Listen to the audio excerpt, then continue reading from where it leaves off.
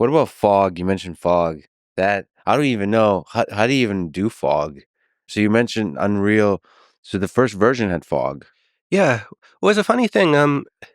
Uh, so this graphics hardware company had just started up in Finland, and they released a screenshot of what their GPU was doing, and they showed a scene filled with volumetric fog.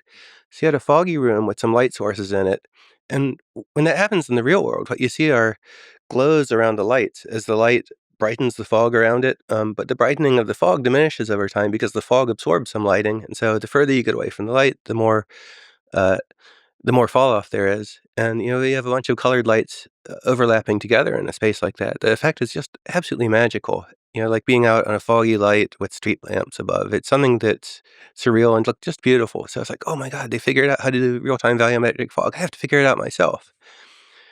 And so that was another like 30-hour coding session. Nice. But like at the core, I realized, okay, what's happening here is we have this lighting function saying the light at a particular point in space is like, you know, falling off with the inverse square of the the distance from the light source, right? The inverse square law from Isaac Newton, which applies to lighting. What I had to realize was that the way the fog interacted with the light was that you calculate the view from your eye's position to a point on a surface in the world.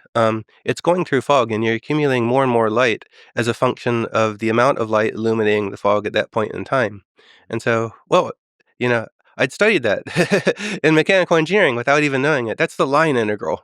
You have an integral over a line of some function. Well, this is exactly what it's for.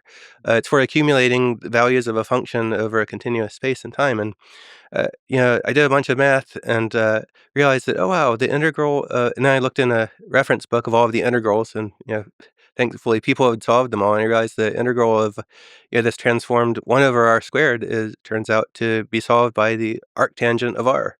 Uh, and so if you calculate the some parameters based on the position of the eye and the position of the surface point you're ultimately seeing, then you calculate exactly how much fog you can accumulate from that. Of course, you can't do that per pixel because that's hundreds of cycles of CPU time. And so what we had to do is calculate volumetric fog on something equivalent to a light map, but calculating fog every square meter in the world.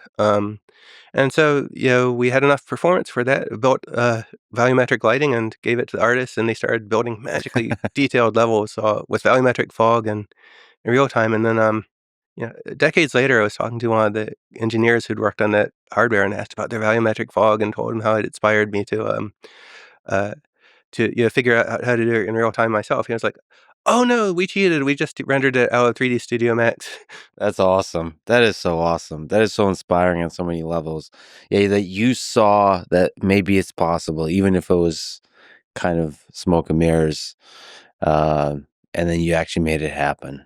It's so inspiring to hear these kind of stories when there's so much uncertainty and you figure out and so many constraints and you figure out how to bring it to life in real time and create this world that Unreal did.